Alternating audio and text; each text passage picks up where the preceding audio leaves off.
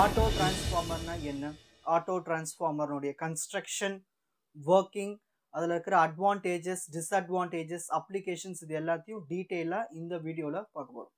So first auto டிரான்ஸ்ஃபார்மருக்கான real image இதுதான், அதுக்கான சர்க்கியூட் டயக்ராம். இப்போ அடுத்தடுத்த ஸ்லைடில் இதனுடைய டீடைல்டு எக்ஸ்பிளனேஷன் பார்க்கலாம். Auto transformer is a one winding transformer. One வைண்டிங்னா என்னன்னா, இந்த இமேஜில் பாருங்க, ஒரே ஒரு காப்பர் கம்பி இருக்குங்க இல்லையா, ஒரே சுற்றி வச்சிருக்காங்க பாரு. இந்த மாதிரி ஒன்னே ஒன்று இருந்துச்சுன்னா அது ஒன் வைண்டிங் டிரான்ஸ்ஃபார்மர் சொல்லுவோம். இந்த மாதிரி ரெண்டு இருந்துச்சுன்னா டூ வைண்டிங்ஸ். ஸோ இங்கே இருக்கிறது வந்து ஒரே ஒரு வைண்டிங்ஸ் தான். ஸோ ஆட்டோ டிரான்ஸ்ஃபார்மர் வந்து only one winding transformer. The same winding act as the primary and secondary. So இந்த சேம் வைண்டிங்கை வந்து பிரைமரி காயிலாகவும் ஆக்ட் ஆகும், செகண்டரி காயிலாகவும் ஆக்ட் ஆகும்.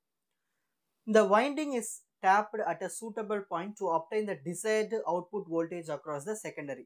ஸோ இந்த செகண்டரி காயில் பக்கமா என்ன பண்ணியிருப்பாங்கன்னா, இந்த வைண்டிங்ஸை வந்து கனெக்ட் பண்ணியிருப்பாங்க. டேப்னா கனெக்ஷன் அர்த்தம், ஓகேங்களா? கனெக்ட் பண்ணியிருப்பாங்க. எதுக்காக கனெக்ட் பண்ணியிருக்காங்க? தேவையான அந்த வோல்டேஜை உற்பத்தி பண்ணுறதுக்கு. Next fourth point, in an auto transformer the transfer of power from primary to secondary winding take place both inductively and conductively. இப்போ இந்த ஆட்டோ டிரான்ஸ்ஃபார்மர்ல பவர் டிரான்ஸ்மிஷன் நடக்குது. பவர் வந்து டிரான்ஸ்ஃபர் ஆகுது. எங்க இருந்து? பிரைமரியில இருந்து செகண்டரி. அது வந்து எப்படி நடக்குதுன்னா, இண்டக்டிவ்லியாவும் நடக்குதா, கண்டக்டிவ்லியாவும் நடக்குது. அது என்ன சார் இண்டக்டிவ்னா? அந்த இடத்துல ஒரு மியூச்சுவல் இண்டக்ஷன் நடக்குது. என்ன நடக்குது? Mutual induction. அதாவது ஒரு காயில்ல வந்து கரண்ட் ப்ரொடியூஸ் ஆகும், அதாவது கரண்ட் சேஞ்ச் ஆகிட்டு இருக்கும். இன்னொரு காயில்ல வந்து இஎம்எஃப் டெவலப் ஆகும். அதுதான் அந்த மியூச்சுவல் இண்டக்ஷன் நடக்குது. அதுதான் நம்ம இண்டக்டிவ்லின்னு சொல்லுவோம். கண்டக்டிவ்லி என்னதுன்னா, டைரக்ட் எலக்ட்ரிக்கல் கண்டக்ஷன் நடக்கும். ஏன்னா இது வந்து இருக்கிறது எல்லாமே பிரைமரி செகண்டரி எல்லாமே ஒன்றுத்துல இருக்கு இல்லையா? ஸோ கண்டக்டிவ்லி, டைரக்ட் எலக்ட்ரிக் கண்டக்டிவிட்டி, அதான் கண்டக்டிவ்லி. ஸோ இதில் வந்து இண்டக்டிவும் நடக்குது, கண்டக்டிவாகவும் நடக்குது. Next, an auto transformer is very much economical. நல்ல எக்கனாமிக்கல். ஏன்னா இந்த ஒவ்வொரு டிரான்ஸ்ஃபார்மருக்கும் இந்த வோல்டேஜ் ரேஷியோன்னு ஒன்று இருக்குது. அந்த வோல்டேஜ் ரேஷியோ வந்து 2க்கு குறைவாக இருந்துச்சுன்னா எக்கனாமிக்கல்னு அர்த்தம், ஓகேங்களா? அப்போ இந்த ஆட்டோ டிரான்ஸ்ஃபார்மர் வந்து லெஸ் தேன் 2, இது வந்து லெஸ் தேன் 2, அந்த ரேஷியோ வந்து 2க்கு குறைவாக இருக்கிறதுனால நம்மளுக்கு வந்து ரொம்ப எக்கனாமிக்கலாக இருக்குது இந்த பாயிண்ட். அந்த electrical isolation of the two windings are not necessary. அதே மாதிரி ஏன்னா பிரைமரி வைண்டிங் செகண்டரி வைண்டிங்ஸ் வந்து ஒரே காயிலில் இருக்கிறதுனால, அதாவது ஒரே வைண்டிங்ஸில் இருக்கிறதுனால நம்மளுக்கு அதை பிரித்து வைக்க வேண்டிய அவசியம் இல்லை. ஏன்னா இது வந்து ஆட்டோ டிரான்ஸ்ஃபார்மர். ஸோ அந்த நெசசரியும் தேவையில்லை, பிரித்து வைக்க வேண்டிய அவசியமும் தேவையில்லை. Electrical isolation as compared to the conventional two winding transformer of the same output, an auto transformer has higher efficiency but smaller in size. என்ன சொல்றாங்கன்னா, இந்த டூ வைண்டிங் டிரான்ஸ்ஃபார்மரை எடுத்துக்கிறாங்க, இந்த ஆட்டோ டிரான்ஸ்ஃபார்மர் எடுத்துக்கிறாங்க. ரெண்டுத்தையும் கம்பேர் பண்ணி பார்க்கும்போது இந்த ஆட்டோ டிரான்ஸ்ஃபார்மருக்கு எஃபிஷியன்சி அதிகமாக இருக்குது, ஆனால் இந்த ஆட்டோ டிரான்ஸ்ஃபார்மர் சைஸில் சின்னதாக இருக்குன்னு சொல்கிறாங்க. வோல்டேஜ் ரெகுலேஷனும் நம்மளுக்கு சுப்பீரியாக இருக்கும். வோல்டேஜ் ரெகுலேஷன்னா நம்மளுக்கு வோல்டேஜ் வந்து மாறிக்கிட்டே வந்துக்கிட்டே இருக்கும் ரெகுலேஷன்ஸ், ஓகேங்களா? அதுவும் நம்மளுக்கு ஈஸியாக கிடைக்கும். நல்லா ஹையர் வோல்டேஜ் ரெகுலேட்டரும் இது சொல்லலாம் ஆட்டோ டிரான்ஸ்ஃபார்மர். நெக்ஸ்ட், இப்போ நார்மல் ஒரு ஈக்குவேஷன் ஃபார்ம் பண்ண போகிறோம், கே வேல்யூ கண்டுபிடிக்க போகிறோம். The winding AB connected to an AC supply. So இதுக்கு தான் ஏ இருக்குது, இதுதான் பி. ஸோ இந்த ஏபி வந்து எது கூட கனெக்ட் ஆகிருக்குன்னா, இங்கே ஒரு சப்ளை இருக்குது. என்ன சப்ளை? AC supply. ஸோ இந்த இடத்துல தான் வந்து நம்மளுக்கு ஏசி சப்ளை இருக்குது. அந்த ஏசி சப்ளை தான் நம்மளுக்கு வோல்டேஜை நம்மளுக்கு காட்டும். And EMF E1 will be induced in the winding. So இந்த வைண்டிங்ஸில் வந்து நம்மளுக்கு ஒரு இஎம்எஃப் வந்து உற்பத்தி ஆகும். AB is a primary winding, ஏலேருந்து பி வரைக்கும், இதுலேருந்து இது வரைக்கும் பிரைமரி. பிசி வந்து செகண்டரி. இங்கே பாருங்க, ஏலேருந்து பி வரைக்கும் பிரைமரி, பியிலிருந்து சி வந்து செகண்டரி. அப்போ இது ஃபுல்லாக இருக்கிறது பிரைமரி, அதில் பாதி வந்து secondary.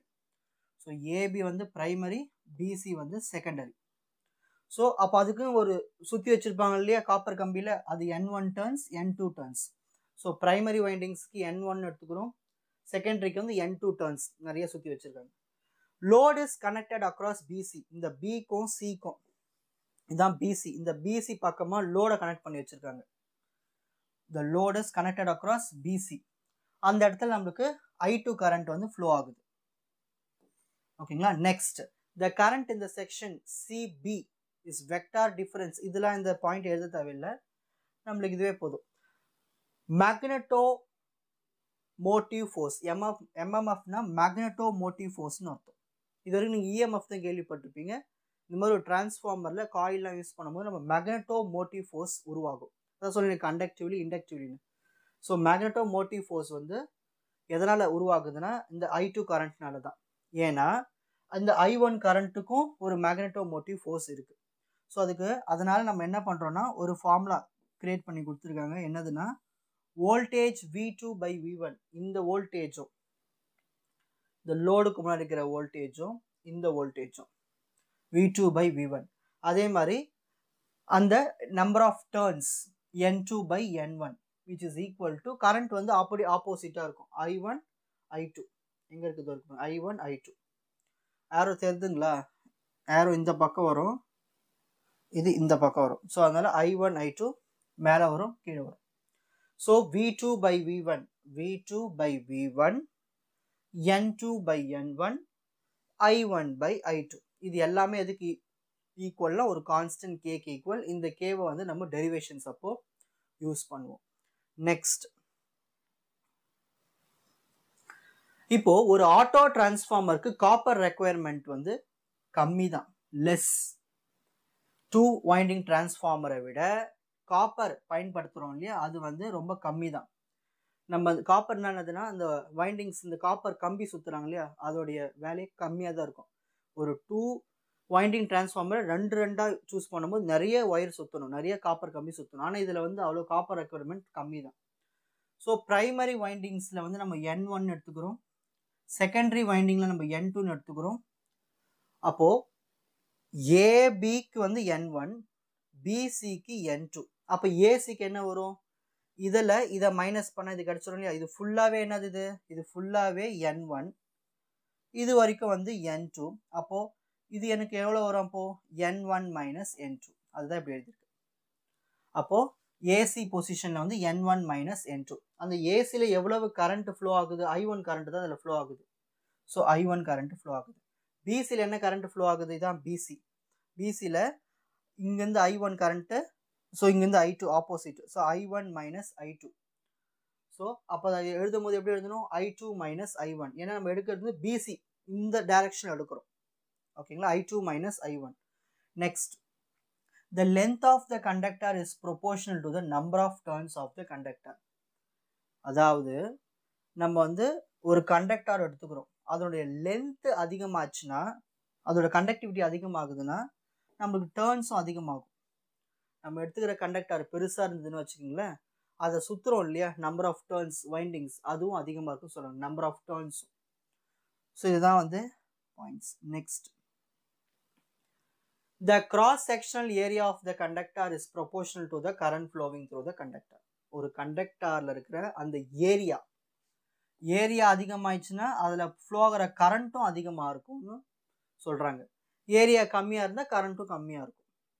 the volume of copper conductor எவ்வளவு பிடிக்கும்னா length of the conductor into cross-sectional area of the conductor. இதுதான் formula, length into cross-sectional area of the conductor. இது எதுக்கு ஈக்குவல்னா NIக்கு equal, number of turns into கரண்ட்டுக்கு. இப்போ நம்ம வந்து ஒவ்வொரு செக்ஷன் கண்டுபிடிக்க போகிறோம். Wait, AC section, BC section. AC செக்ஷனில் என்ன இருக்குது, டர்ன்ஸு N1 மைனஸ் N2. அதில் என்ன கரண்ட் ஃப்ளோ ஆகுது, I1. நெக்ஸ்ட் பிசி செக்ஷன், இதுதான் பிசி செக்ஷன். இந்த பிசி செக்ஷன் என்ன டர்ன்ஸ் இருக்குது, N2 டர்ன்ஸ். அதில் என்ன கரண்ட் ஃப்ளோ ஆகுது, I2 மைனஸ் I1. இந்த டயக்ராமில் வந்து இப்படி எழுதியிருக்காங்க I1 மைனஸ் I2ன்னு. நம்ம எழுதும் போது I2 மைனஸ் I1 தான் எழுதணும். ஓகேங்களா, இது இங்கே கூட நம்ம மாற்றிக்கலாம், ஆனால் நீங்கள் ஆரோ இப்படி போட்டிருக்காங்க. ஸோ I2 மைனஸ் I1 தான் நம்ம யூஸ் பண்ணணும். Next, total weight of the copper in auto transformer. அப்போது நம்ம ரெண்டுத்தையும் ஆட் பண்ணணும். So first N1 minus N2 into I1, அதாவது இந்த n1 minus n2 இதுக்கும் இந்த கரண்ட்டையும் இதையும் ப்ளஸ் அடுத்தது இந்த n2வும் இந்த i2 minus i1 இதை வந்து நம்ம i2 minus i1 எழுதணும். i2 minus i1. ஸோ இதை ரெண்டுத்தையும் மல்டிப்ளை பண்ணோம். இதை ரெண்டுத்தையும் மல்டிப்ளை பண்ணி ஆட் பண்ணி வரதான் வந்து டோட்டல் வெயிட். ஓகேங்களா? அப்போ weight of the copper in ordinary 2 winding transformer, ஒரு நார்மலா ஒரு 2 வைண்டிங் டிரான்ஸ்ஃபார்மர்ல வந்து இதா இருக்கு n1 i1 plus n2 i2. ஓகேங்களா? இப்போ நம்ம என்ன பண்ண போறோம்னா இதை வந்து வேல்யூஸ் கண்டுபிடிக்க போறோம். Weight of copper in auto transformer. Auto transformer என்ன கிடைச்சிருக்கு? n1 minus n2 i1 plus n2 i2 minus i1 divided by weight of copper in 2 winding transformer. 2 winding transformer என்ன கிடைச்சிருக்கு? n1 i1 plus n2 i2. அப்போ இதுக்கு நம்ம ரெண்டுத்துக்கும் வந்து இந்த ரேஷியோ ஒன்று கண்டுபிடிக்க போறோம். வேல்யூ கம்பேர் பண்ணி ரிலேஷன். எந்த ரிலேஷன்? ஒரு காப்பருடைய வெயிட் வந்து ஆட்டோ டிரான்ஸ்ஃபார்மர்ல எப்படி இருக்கு, ஒரு காப்பருடைய வெயிட் 2 வைண்டிங் டிரான்ஸ்ஃபார்மர்ல எப்படி இருக்கு, அந்த ரெண்டு வெயிட்டும் எடுத்து டிவைட் பண்ணிக்கிறோம். Next step n1 into i1 n1 i1. Next minus n2 into i1 minus n2 i1, n2 into i2 n2 i2, n2 into minus i1 minus n2 i1. Next இதை எடுத்து அப்படிங்க எழுதிக்க வேண்டும். நெக்ஸ்ட் இந்த ஸ்டெப் கவனிங்க. இதுக்கு அப்புறமா இங்க ஒரு n1 i1, இதுல ஒரு i1 இருக்கு, இதுல ஒரு i1 இருக்கு, இதுல ஒரு i1 இருக்கு. ஸோ டோட்டலா 3 i1 இருக்கு. அது i1 நம்ம வெளியில காமனா எடுத்துவோம். எடுத்துட்டா n1, இதுல ஒரு மைனஸ் n2 இருக்கு, இதுல ஒரு மைனஸ் n2 இருக்கு, அது சேர்த்து மைனஸ் 2n2 போட்டுக்கலாம். பிளஸ் பேலன்ஸ் என்ன இருக்கு? n2 i2 பை கீழே எடுத்து அப்படி எழுதிக்க வேண்டியதுதான். இந்த ஸ்டெப் புரிஞ்சுதுங்க இல்லையா? நெக்ஸ்ட் அந்த ஸ்டெப் தான் எடுத்து மேலே எழுதியிருக்கோம். என்னன்னா ப்ரீவியஸாக காட்டுறேன் பாருங்க. இந்த ஸ்டெப்புக்கு அப்புறமா ஒவ்வொன்றுத்தையும் நம்ம n2 i1 டிவைட் பண்றோம். இதையும் n2 i1 டிவைட் பண்றோம், இதையும் n2 i1 டிவைட் பண்றோம், இதையும் n2 i1 டிவைட் பண்றோம், இது n2 i1 டிவைட் பண்ணிக்கிறோம். நம்மளா டிவைட் பண்ணிக்கிறோம். ஓகேங்களா? ஸோ நியூமரேட்டர் டினாமினேட்டர் வந்து n2 i1 டிவைட் பண்ணிக்கிறோம். ஸோ எல்லாத்தையும் நீங்க டிவிஷன்ல போட்டாச்சு. இப்போ next step n1 into i1 n1 i1 இது கீழே எடுத்து இங்க எழுதிக்கணும். Next minus 2n2 into i1 2n2 i1 இதை எடுத்து எழுதிக்கணும். இதை ஸ்ப்ளிட் பண்ணியாச்சு. இதை வந்து ரெண்டா ஸ்ப்ளிட் பண்ணியாச்சு. மிச்சதெல்லாம் எடுத்து அப்படியே எழுதிக்கணும். நெக்ஸ்ட் ஸ்டெப் இப்போ கேன்சல் பண்ண போறோம். i1 cancel. ஓகேங்களா? நெக்ஸ்ட் இதுலயும் என்ன பண்ணலாம்? i1 கேன்சல், இதுல n2 கேன்சல், இதுல i1 கேன்சல், n2 கேன்சல். அப்போ கேன்சல் பண்ணிட்டு மிச்சதான் எடுத்து இங்க எழுதிடணும். ஓகேங்களா? இதுல n2 கேன்சல் பண்ணிடலாம். ஓகேங்களா? இப்போ எடுத்து எழுதியாச்சு. நம்ம ஸ்டார்டிங்ல ஒரு ஈக்குவேஷன் பார்த்தோம். n2 by n1 v2 by v1 i1 by 2 இது எல்லாமே எதுக்கு ஈக்குவல்? k க்கு ஈக்குவல். இந்த இடத்துல என்ன இருக்கு? இங்க n1 by n2 இருக்கு. நம்ம n2 by n1க்கு k ன்னு எழுதணும். அப்ப n1 by n2 என்ன எழுதலாம்? அது ரெசிப்ரோக்கல் 1 by k ன்னு எழுதிக்கலாம். ஸோ இதுக்கு அப்புறமா இங்க ஓகேங்களா 1 by k ன்னு எழுதிக்கலாம். மைனஸ் 2 i2 by i1 இங்க i1 by i2க்கு k ன்னு எழுதலாம். அப்ப i2 by i1க்கு என்ன எழுதலாம்? 1 by k ன்னு எழுதிக்கலாம். Divided by n1 by n2 by n1க்கு k ன்னு எழுதலாம். அப்ப n1 by n2க்கு என்ன எழுதலாம்? 1 by k.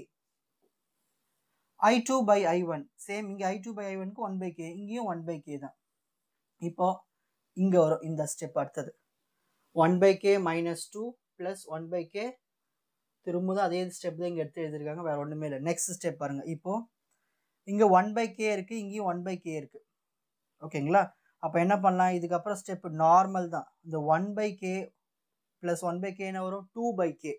அந்த 2 by k இப்படி மேலே கொண்டு போயிட்டோம்னா ரெசிப்ரோக்கல் ஆயிடும், k by 2.